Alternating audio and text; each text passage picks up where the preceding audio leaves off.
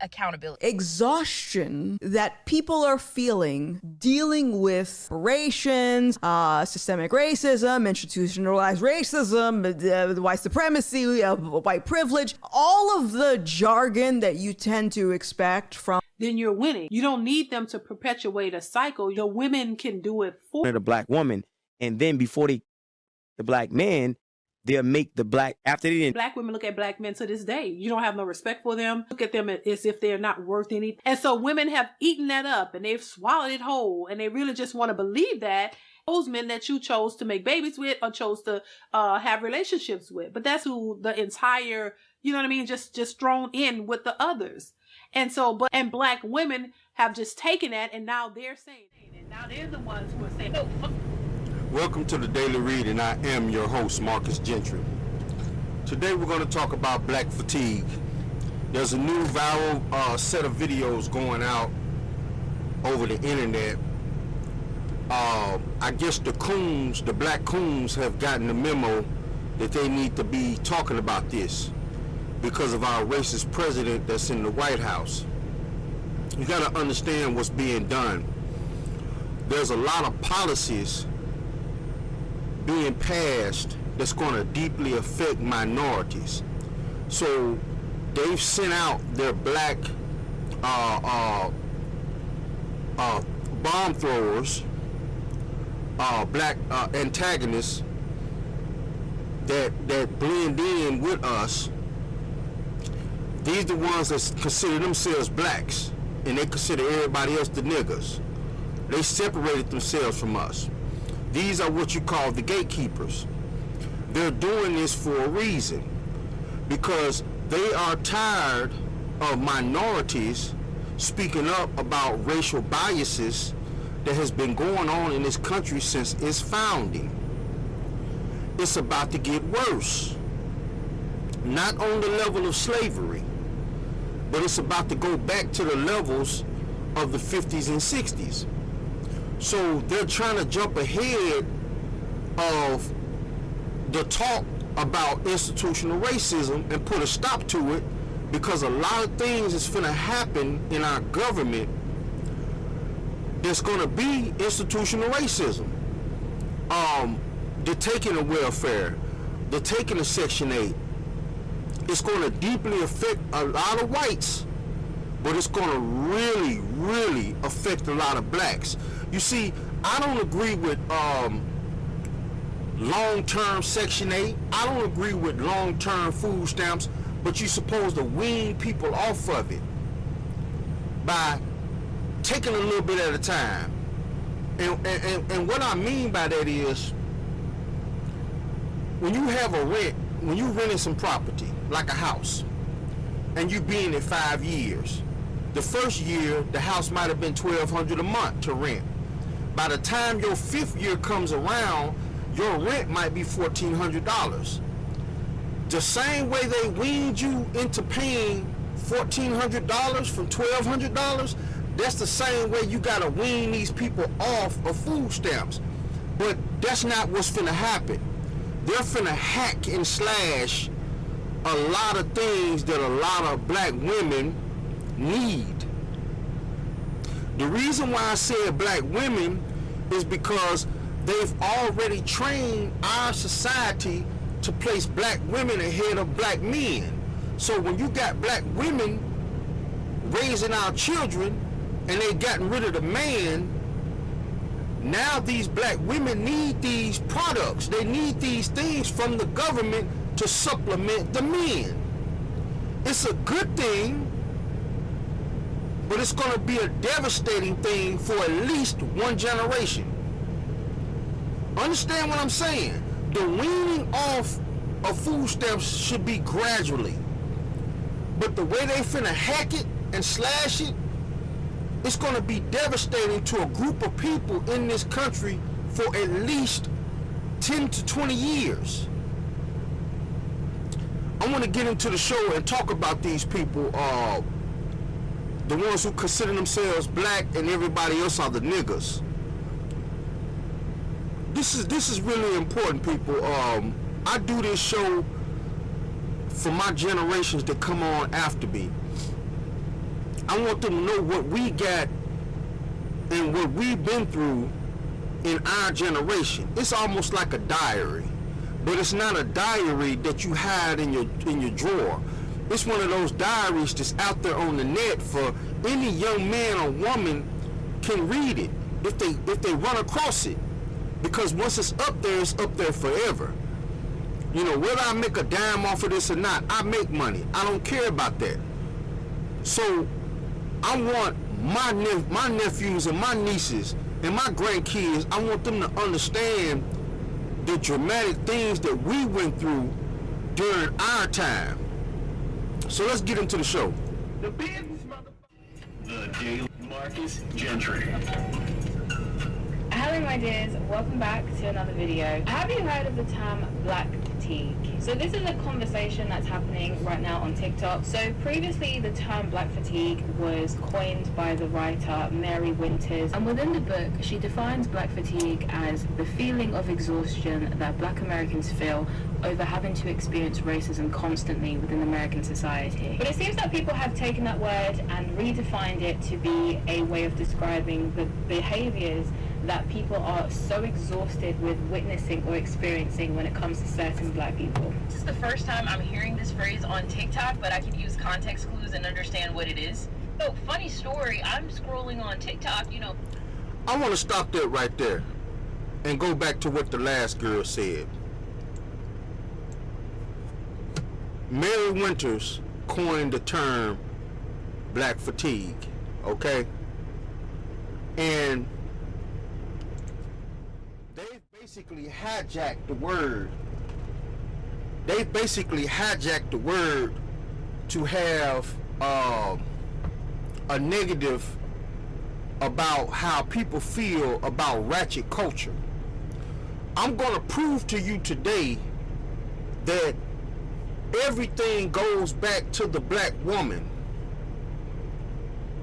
This is not misogynistic. This is not some guy needs some kind of therapy. It's not none of that. I'm going to prove to you how our society, everybody else in our society, the men still run the family structure. Whites, Chinese, Japanese, black, except for the black people. In our society, they have placed the black women ahead of us. And whenever a black man pushes back against that, against the grain, goes against the grain, he's an outcast, he's gay, he's a incel, nobody really wants him. You got to understand what is going on in our society to really get this. And now it's really going to hit home when they start snatching up all of these benefits that these women have been getting for the last 40, 50 years. Once they start taking this stuff away, you're really going to get an understanding of what I'm saying. Because they replaced us, black men, they replaced us with a check. So once they take that check away, everything I'm saying in this video is going to be real to you. You're going to see it in our society. Let's get back into the show. Over having to experience racism constantly within American society. But it seems that people have taken that word and redefined it to be a way of describing the behaviors that people are so exhausted with witnessing or experiencing when it comes to certain black people. This is the first time I'm hearing this phrase on TikTok, but I could use context clues and understand what it is. So, funny story, I'm scrolling on TikTok, you know, minding my own business, just getting lost in the videos, and a white woman pops up in my algorithm and it's titled Black Fatigue, and I'm like, this should be interesting. Now, this is a creator that I've really grown to respect their videos. Basically, in her video, she's calling out the black community for different ignorant things that we do. And it's not just her. I've seen a lot of white people on this app kind of come out. It's almost like, raise your hand if you've been personally victimized by Regina George type of videos, and that's what they're doing toward black people. Here's the thing. The videos that I've personally seen is not racism. It's accountability. It's one of those to where they are tired. They are fed up to where they have opened their camera and they start confessing the things that agitate them about the black community. And because we have gotten to that point, you know who I blame? The black community. I mean, for one, the action. Now I'm gonna stop that again. She blames the black community. It's not the black community. It's the people who pushed black women ahead of the black men, which is why you have a ratchet society of black people. Is somebody understanding the pattern? Is somebody understanding what I'm saying? You can't blame the black community. All of these young men standing on street corners, shooting up the shit, shooting up the spot, all in their emotions, unable to handle things the proper way. Wait on justice. Wait on certain things. You don't have to do it right away. All of these things are based on emotions. And the emotions come from the black women that they have placed at the head of our households. Can I get an amen? Somebody needs to understand this. Let's continue on. That they're mentioning is clearly from the black community. Black people in the comment sections are just like, this is racism, this is this, and this is this. I blame y'all. This is what happens when the black community cry wolf or cry racism in instances that's not racism, to where now we have a hard time knowing the difference between what is actually racism and what is actually accountability. We've allowed this to happen because we do not like being held accountable for some of the ignorance, some of the... That's a lie. We allowed this to happen because of slavery. Because of... I'm not going to take it back to slavery. Ronald Reagan had a chief of staff and advisors. They told Ronald Reagan that we got to do something about the population, because black population and others are increasing their populations while white populations are decreasing. All of this stuff was plotted out. You got to understand this. All of this stuff that's going on right now was plotted out, but it backfired. So now they're trying to correct it. They're trying to experiment with something else. That's what the whole Donald Trump thing is about. They're trying to go into another direction. After they've done the direction of, okay, we're gonna destroy the black man, take him out the households. We gotta destroy the pimps too, because if you take the black man out the household, black women are gonna gravitate to the nearest man, and that's a pimp. So we gotta destroy the pimp. Pimps used to be like the top dogs in when it comes to the hood shit, street shit. So they took the man out the household. We gotta take the pimps away too. So now all you got is drug dealers, gang bangers, and killers. No pimps no more, because you going to jail for a long time behind that. So now you got all of these women sexually active, sexually promiscuous, in their feelings about certain things, disrespectful to men, raising kids, which mean boys too.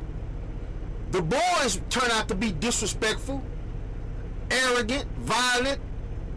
What do women like? Women like nice shiny things. What do these young men like? Nice shiny things. All of it's connected, people. All of it's connected. Even the fact that these people are coming out saying black fatigue, it's connected. They're having black fatigue for something they started. So now they're trying to silence the people like me and this young black man at the end of the show. Y'all need to stick around to watch the end of the show, because there's a young black man on here who talks about this. And he's deep. Let's continue on. Degeneracy, some of the just plain right foolishness that comes out of our community, we refuse to address it. And when we have people who address it, they are called Koons. They are called like... We refuse to address it because we can't. Anytime you address a woman, you consider an incel, you consider abusive, a narcissist, gay, all kinds of crazy shit. Once you start addressing this shit, if you don't address it from a coon perspective, if you address it from a black man perspective, I'm trying to seize control of my shit. Everything in my house is my shit. My woman, my kids, my property, that's my shit. And when you step up and say, listen, I don't want, everything stops at the front door. Whatever we do outside this house for the community, that's cool. But I run this house. As a black man, I run this house. And when you address it like that, and you're not coming from a coon perspective, they try to silence you. Let's get back into it. Like judgmental, and so now you have white people entering the chat and said, you know what, we're tired of it. We're tired of being called racist for holding y'all accountable to the ignorant things that's happening. Yeah, I think she's spot on. I do think that a lot of this stuff is just black people trying to hold other black people accountable for their choices and the way that they behave and the kind of things. Stop saying hold black people accountable. You need to hold black women accountable. Black women are the raisers of our kids. See, all of this shit right here is going to be flipped back on men. All of this shit that's happening right now is going to be blamed on black men. Y'all got to understand what is going on here. Even this woman right here, and I can tell she's sincere about how she feels, but even she don't understand. You can't blame the black community. You got to start with the black women. They are some of the biggest soldiers in racism. Black women. Let's continue on. That they do, but you know, holding black people accountable is racist. So, you know. Leftist who hated God, and now here I am talking to all of you. So, today I wanted to talk about a new medical phenomenon that has apparently taken a... Now here she go. Here she go with this medical phenomenon. This is not a medical phenomenon, people.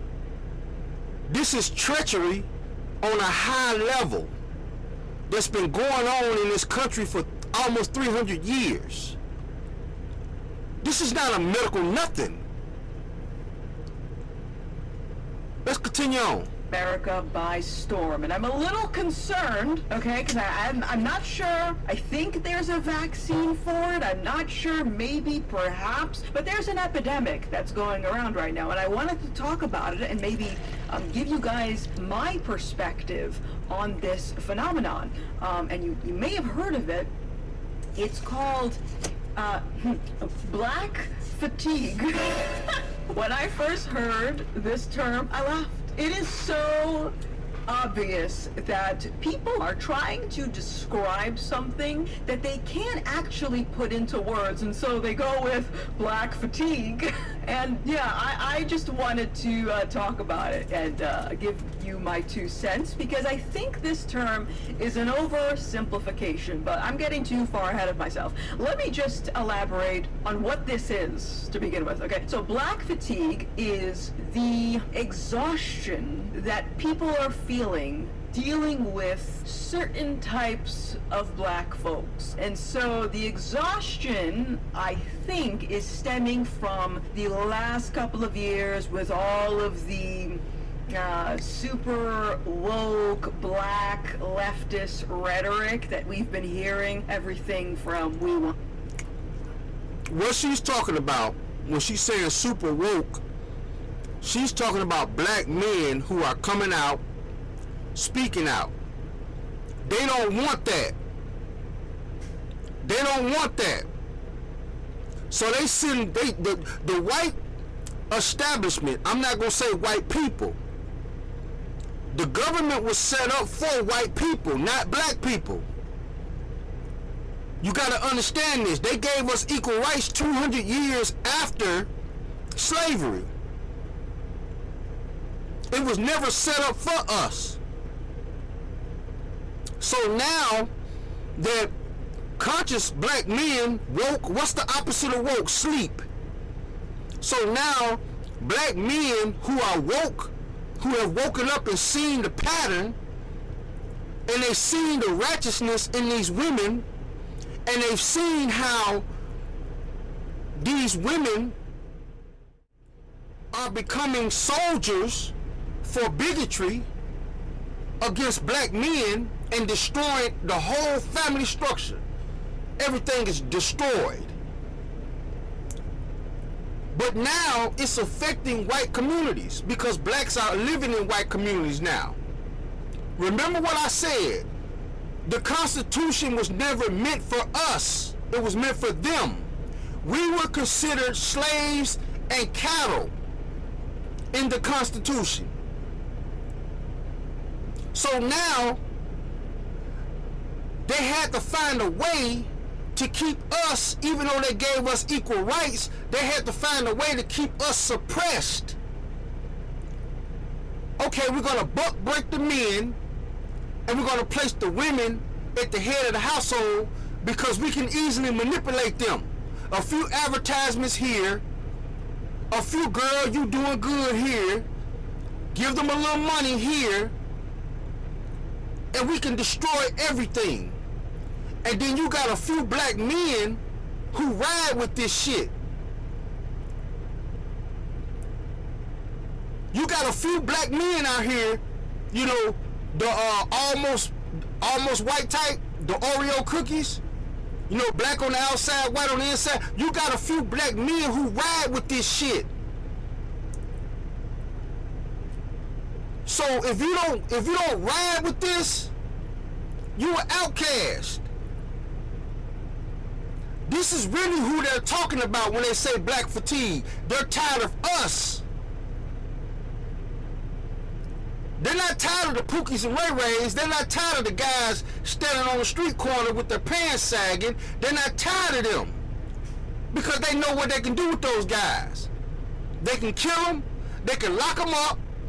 They can get money off of them through institutions because you got to pay for lawyers. You got to pay for judges. You got to pay for fucking turnkeys, security guards. They get money off these guys. They're not concerned about them. They're lying. Talking about black fatigue. They're lying. Black fatigue really means they're tired of guys like us, the angry man, and certain other guys in the manosphere that's talking about this shit. They don't want it talked about. They enjoy having the black woman at the head of everything when it comes to black communities. Because they can easily manipulate shit. You got three different segments of black community. You got the rich blacks, you got the middle class blacks, and then you got the Pookies and the Ray Rays. Guys like me that fall into the middle ground, they try to lump us in with the Pookies and the Ray Rays. You got to understand where this is going. The rich blacks consider themselves black Americans. The middle class and poor blacks, they consider them the niggas, the Pookies and the Ray Rays. And it's not like that. The black construction worker is not standing on somebody's street corner with his pants sagging. The black truck driver is not standing on somebody's corner with his pants sagging. We probably had those stages, but once we come out of that stage, we ain't out here like that. But they try to lump us in with that category. They don't want us to talk about this shit. Let's continue on. This is deep. Reparations, systemic racism, institutionalized racism, white supremacy, white privilege, all of the jargon that you tend to expect from black leftists, where they're complaining about something and putting all of the blame on everything that's external and never anything having to do with the decisions that they make. It's always their fault. And I think people are really annoyed with that type of rhetoric. There are also other people who say black fatigue, but they're actually describing more of the ghetto, ratchet, twerking in the middle of ongoing traffic type of behavior. Now, who does that? Men don't do that. Who does that? Men don't stand out in the middle of traffic twerking. That's women. Black women. Say what it is. She's not saying what it is because she's a woman and a black woman, and she looks like she has it going on with her life. This is who white society want to deal with, people like her. So when you call out the behavior, call out who it is. It's black women. When you call out the ratchet behavior in the ghettos, and it goes on to their kids, who are boys and girls, the ratchet behavior, it comes from the women. I raised 2 daughters. Both of my daughters are good. They're not ratchet. They're not out here twerking on the street corners. And I'm a man who raised my kids by myself. So that lets you know how serious it is with a black man in the household. He needs to be there. Because black men stop a lot of things that's going on with our kids. Black women have no control. Once a child hits about 13 or 14, a black woman is tired. He can cuss her out. But a black man in the household, you ain't finna come here and cuss your mama out like that. I'm gonna beat your ass. You gotta understand where this is going. All of this goes back. The black fatigue, everything leads back to the black woman. People don't want to hear that because they prop these women up as more than black men. Everything, black fatigue, gangsterism, gangster rap, ratchet behavior, Meg Thee Stallion knees, slut walk, whorish behavior, all of that shit goes back to the black woman. Everything comes in a complete circle and goes back to the black woman. She's the biggest soldier in racism against black communities. Nobody wants to address that. So what they're trying to do is address it in a way where it seems like the black men are responsible for all of this bullshit going on in the community. And that's a lie. It's a lie. Let's continue on. Which I too am also exhausted with. I have zero tolerance for ghetto nonsense. And I think it's not just a fatigue from white people. I think other black people that are reasonable, functional adults are sick of it too. Every time you... Let's stop this right one more time. Here come the Koons. Here come the raccoons. I gotta put these people in here.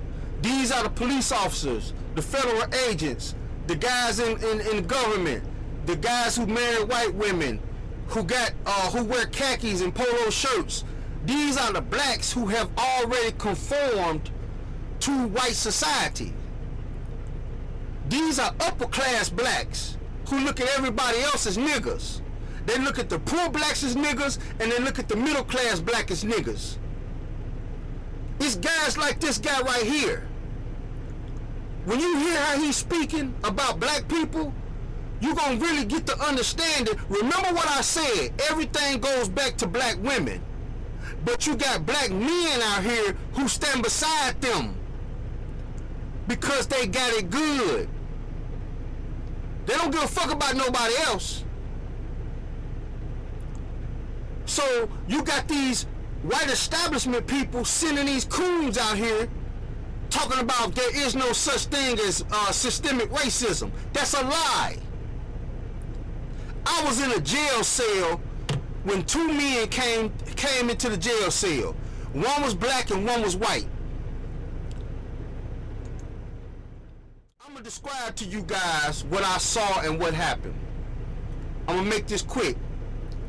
Both of these men had drug cases. One of them was for cocaine and one of them was for meth. Both of them had stolen guns in their case. One of them had a stolen gun with a cocaine case, and one of them had a stolen gun with a meth case. Now, listen carefully how this went down. Both of these guys the next week went to court. The white guy came back first. He was smiling, he was happy.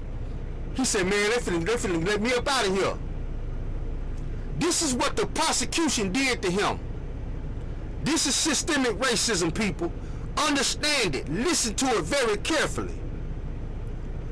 The prosecution told the white guy, if you plead guilty, we'll drop it down to a drug charge and we'll make the stolen gun stolen goods, where it doesn't even mention a gun. Because if it mentions a gun, we got to hit you with a Class A felon. The white guy said, okay, cool. He comes back with a plea deal.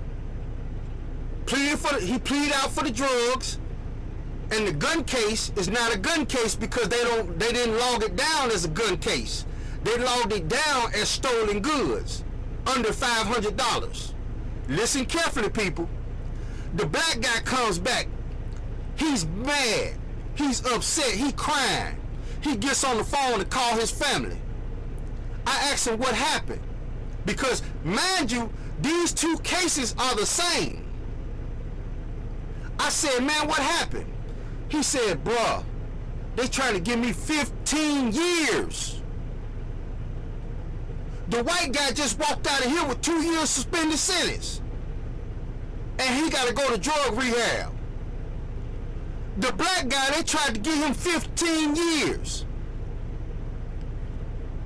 He's sitting at cell upset.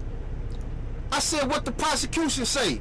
He said he want me to plead guilty to 15 years for the drugs and the gun. I said, what? I said, that white guy over there just got 2 years suspended sentence for drugs and a gun. The difference is the prosecution didn't log the black guy's gun as stolen goods. He charged him with it. And then the feds came and picked him up. That's what you call systemic racism. Right there. And this is not coming from somebody who just talking. This is coming from somebody who saw it in real life, who witnessed it. And you got black agents like this guy right here on the screen. You got black agents like him sitting up here lying to the black population that there's nothing to see here. That's a lie. Let's continue on.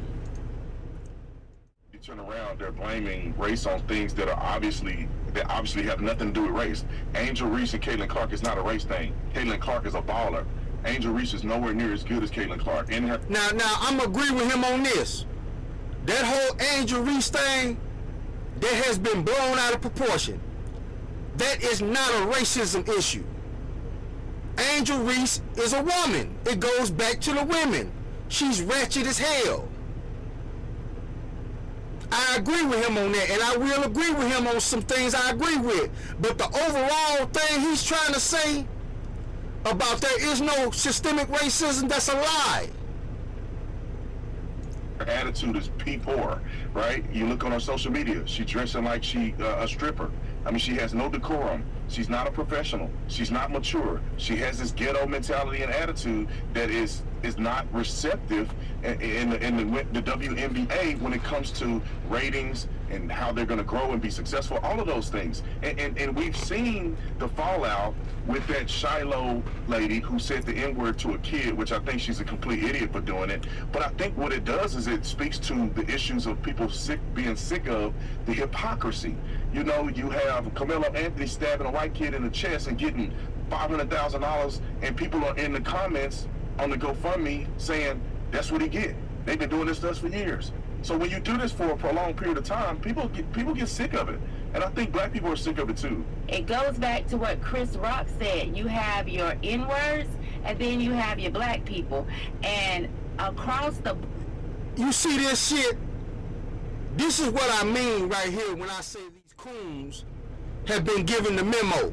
These coons like her and that other guy and the host of the show, they've been given the memo.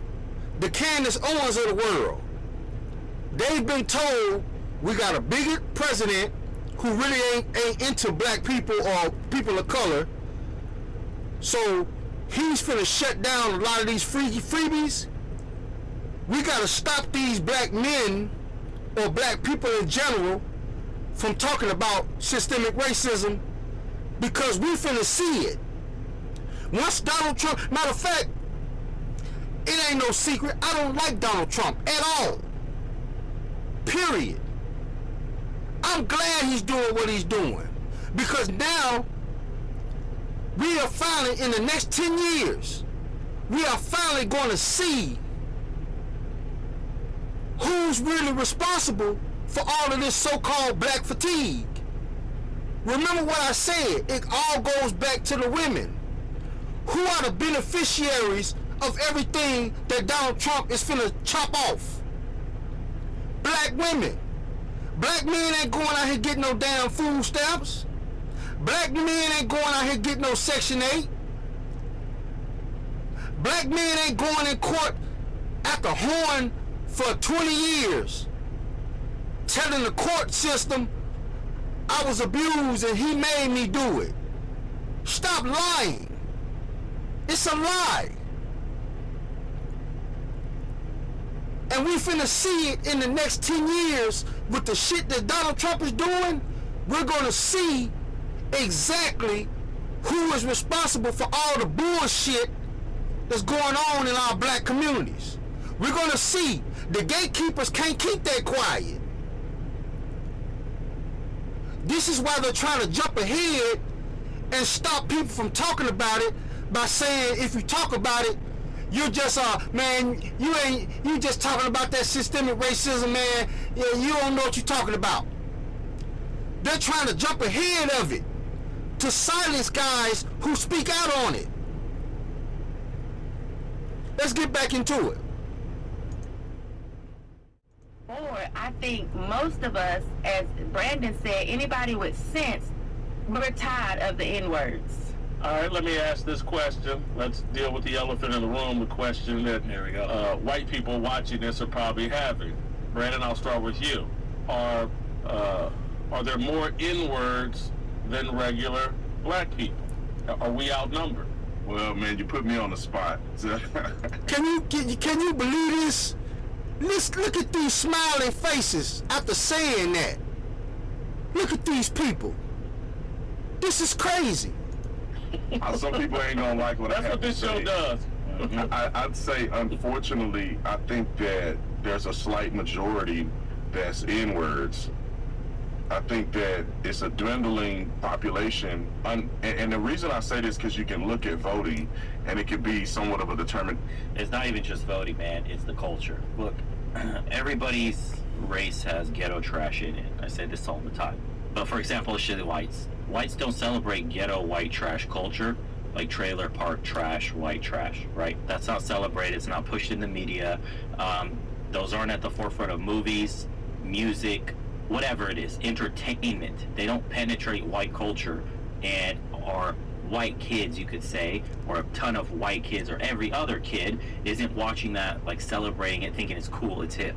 But when you take ghetto black culture, Same level of ignorance, same stupidity, same getting loud, same thing. People just don't want to be around that kind of person. Unfortunately, in the black community, it's idolized. It's pushed in the media, the music. Just turn on a rap song today. Look at the latest artists that they're pushing. Who's pushing these artists? Who owns these record label companies? Now, listen what he just said, people. He said, who owns these record labels? White people. White people. White people. They got these sub groups of black owners who still got to answer to the white people. And when I mean subgroups, when I mean sub labels, you got people like No Limit, Cash Money, Death Row. All of these record labels got black CEOs, right? But guess who they answer to? White people. Because No Limit and Cash Money gotta go to RCA Records to get their records out there. Who owns RCA Records? White people. You gotta understand this, people. This is systemic racism. That's what this is. He just asked the question. We gotta look at who owns these people, who owns these companies that's pushing this ghetto shit. But he's not saying it's white people. He's trying to say black people are pushing it. No. Because a white label could tell a black artist, I don't want that. It's not good for your people, man. Come with something different and I'll push your label. He ain't doing that. Let's get back into it. This is interesting. Right? Who's making these people famous? Start asking questions. Dig deep. Where are these people from? I believe this. So, right. But, you know what I'm saying? You give me your perspective. Oh, yeah, I am. Do you feel as if... I saved the best for last, people.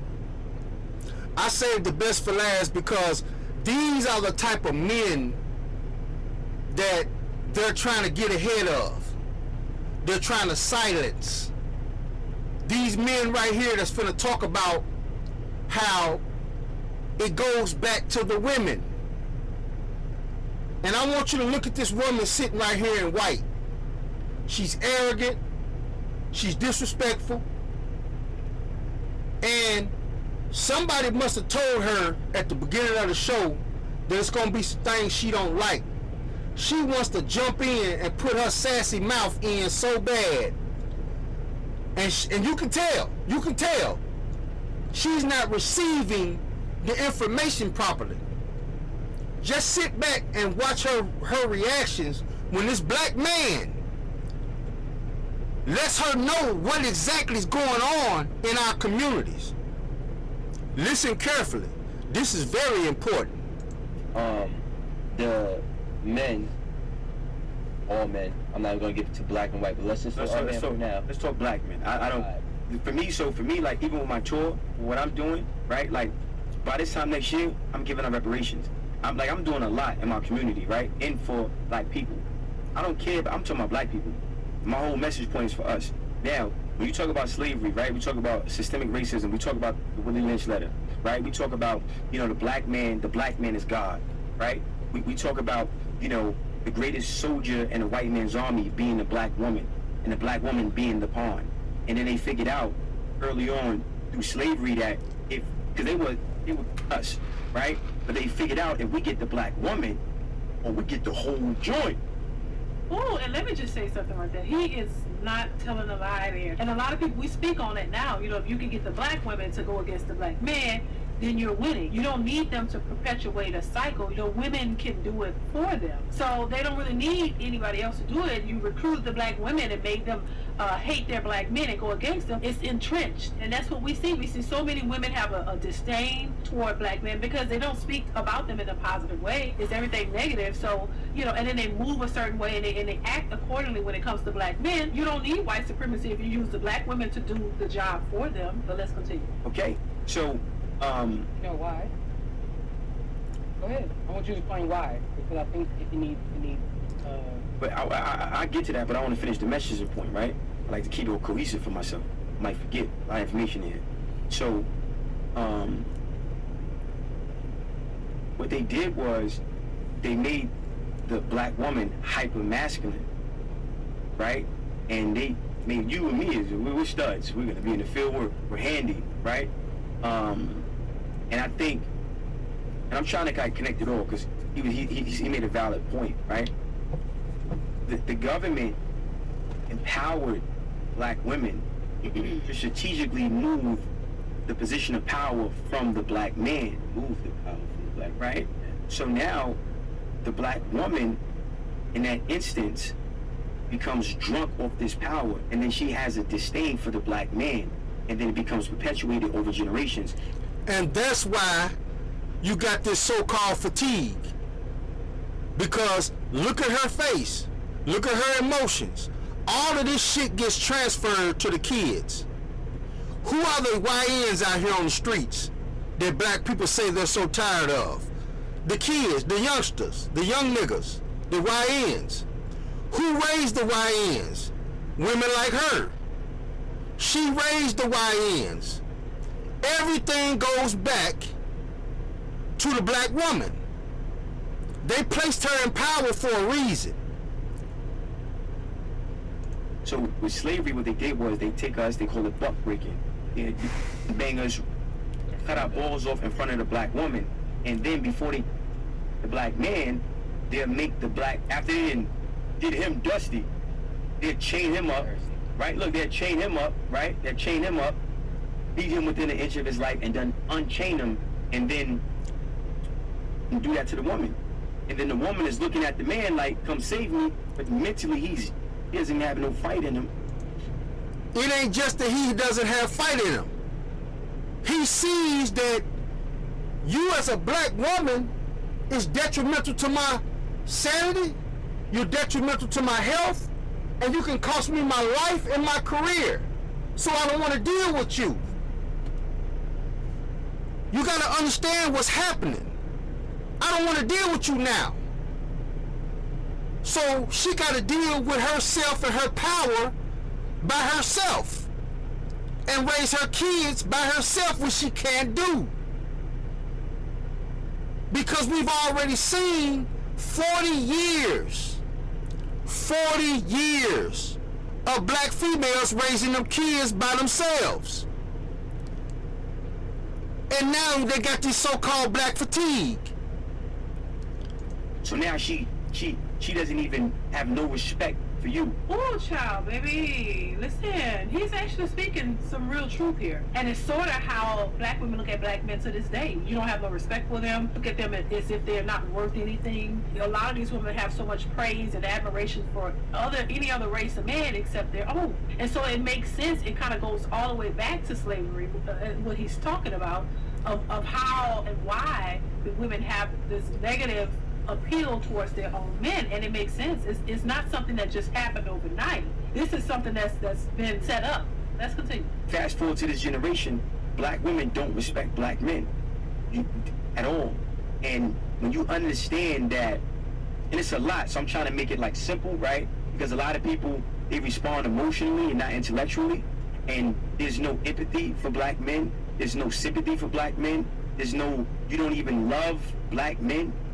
You don't even know who we are. You don't give a about us. Pay my bills, eat my, and that's it. Okay, so it's important that black men understand what was done to us and why it was done to us. It's also important that black women understand their position in systematic racism and how they're being utilized to destroy their whole family and the whole community, their whole generation. Yeah, I think that everything goes back. Listen to me carefully, people. Everything cycles back to our black women. Everything. The ratchetness that's going on, the black fatigue, all of that shit goes back to our women. Our women are some of the greatest soldiers in systemic racism.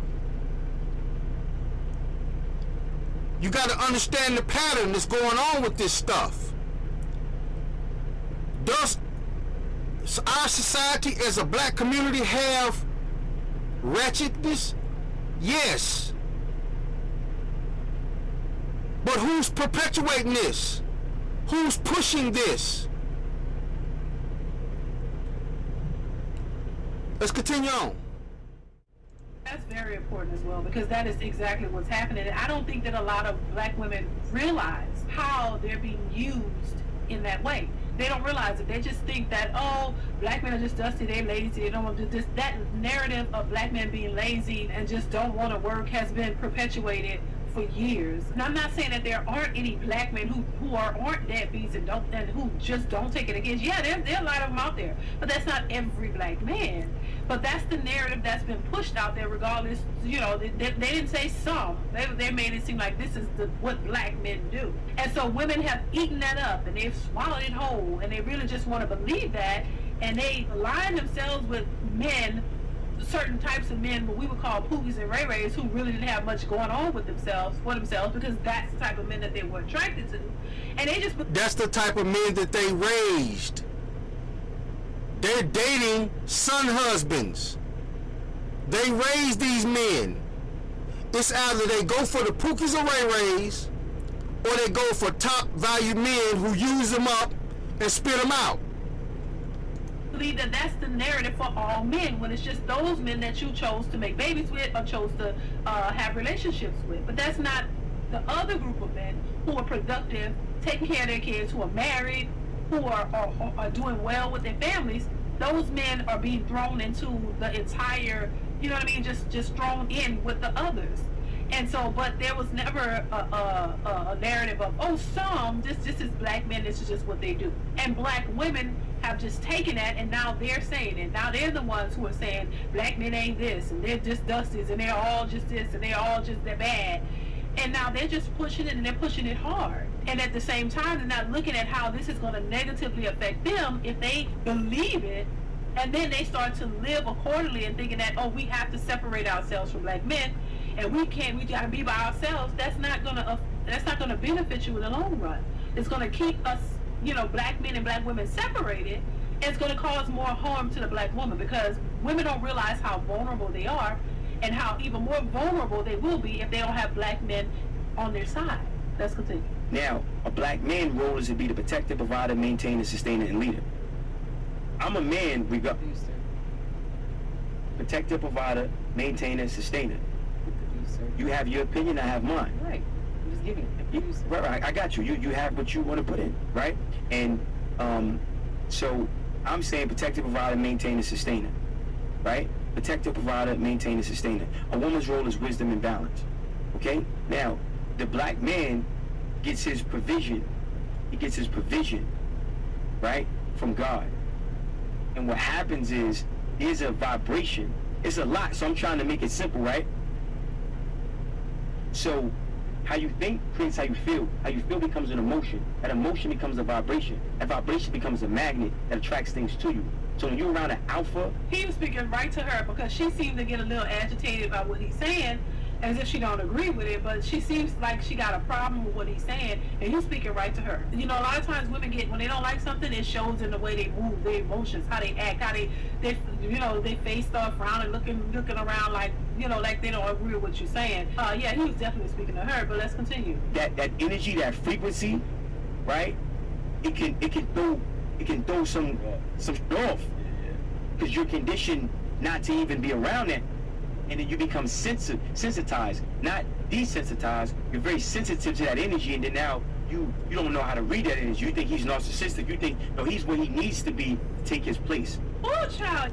A man is going to try to take his place, period. And the disrespect from some women is that you don't make enough to take your place. That's bogus. That's a lie. I'm a man regardless if I live in a trailer or if I live in a mansion.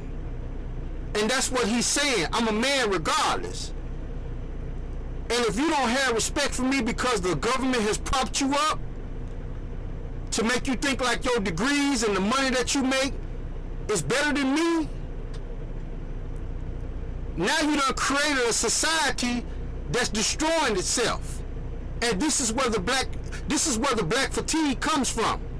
Yes, Lord, and that is so true. Tell the truth and shame the devil, because it's the truth. And a lot of women know it. That's why they get in their feelings about it, because you don't really want to hear what a man has to say. And you have a man who's stern in his beliefs, and he's in his masculine energy, and he's not accepting what you're saying, and he's just gonna speak his truth and do what he's going to do. A lot of women are, they feel some kind of way behind it, because you want to be the dominant one to get your points across, and you don't want to really hear what he has to say. And women do it all the time. You don't want to hear what the man has to say. You want. So even if she's Oprah and he's broke, she's going to uplift him through the information. That's the first phase. The second phase is unconditional love. Unconditional. She's loving and she's loving, she's loving, she's loving. Then the last phase of love is tough love, accountability. The problem is a lot of our women are conditioned to lead with the accountability first, and they don't set the table with informative love and unconditional love. See, this comes off as disrespect and combative all the time. Yeah. But again, this is why black men need to be in tune with self. And when that woman is argumentative and she want to talk, and every 5 minutes she want to get a word in, and she just can't shut the f up, let her go. Don't beat on her. Don't catch no cases. Let her go. Let me tell you something. He's speaking. This is some of the best information that I've come across so far. As men, y'all don't have to deal with these types of women. These women have attitudes, and they want to talk, and they want to be in their masculine energy, and they feel like they know what they're talking about, and what you're saying don't mean anything. You don't have to deal with that, because some of these women are very combative. They're very combative, and there's no changing them. You know what I'm saying? There's no getting them together. So you be better off just leaving them alone. But let's listen to a little bit more of this. Like, literally, let her go. Yeah. And you vet her with your frequency. You vet her with your vibration. I walk in some rooms, and I get around certain black women, and I start talking. They can't stand me. Good. Bye. Good. Bye. Why is that they can't stand you? Because I just told you, a lot of black women are not used to a black man that has confidence. A lot of black women are not used to a black man who... Wait. I just want to clarify. You saying that black women can't stand you because of your confidence? 1,000,000%. A lot of them. I think it's because, hold on, because I'm a op. I'm a blood. I'm a boy. Wait, I'm a trick. Who are saying these things? We're saying what I'm. You gotta understand what this is for the camera. I got you, but I'm saying it right. So you maybe you understand later, maybe you won't. It's okay. Well, I'm a op. No, just hold on one second. Yeah. I'm asking questions because we have an audience. No, for sure. And I want our audience to understand what you're saying. They do understand. No, it's cool. I know my audience. So what I'm saying is that I just want you to kind of be responsive when I'm asking you, so that we can have clarity. I think we have clarity. I think the people watching understood what he was saying. And y'all let me know if y'all understood what he was saying right off the bat. That's how black women associate black men. You don't look at them as a prize or something special. You look at them as like he explained. We understood that pretty well. So there was no clarity needed. We understood where he was coming from. Most people, I'm pretty sure, understood. Y'all let me know if you understood where he was coming from. Let's continue. The clips that make sense. I mean, I do this all the time. So I'm a op. Okay, sir. I'm a blood. I'm a crip. I'm a scammer. I'm a jack boy. I'm a rat. I'm everything but a god. everything but a man. And then they use music, right? They use crack in the 80s to break down black communities. Now they're using music, right, as a way to break down the communities. Every time you turn on a song, eat my butthole is brown, all this, right? Everywhere you turn, it's crazy. Black men are the only race of men that gets publicly disrespected by their women. I hope y'all learned something from today, man. Don't fall victim to all of this bull that's going around about black fatigue. They're trying to silence guys like him. They don't care nothing about the Pookies and the Ray Rays sitting on the corner. They don't care nothing about that. That's not what black fatigue is about. It's about guys like him who are standing up talking about systemic racism. They're trying to get ahead of it, because in the next few years, you're going to see exactly what he's talking about. When Donald Trump gets done with the government and some of his cronies get done with the government, you're going to see a lot of women out here, they're already struggling. They're already whoring, getting money to pay their rent by fucking. They're already doing certain things in our society. It's about to get worse. I hope y'all learned something today. This is the Day to Read It. I'm out. The business, motherfucker. The Daily Read. Business.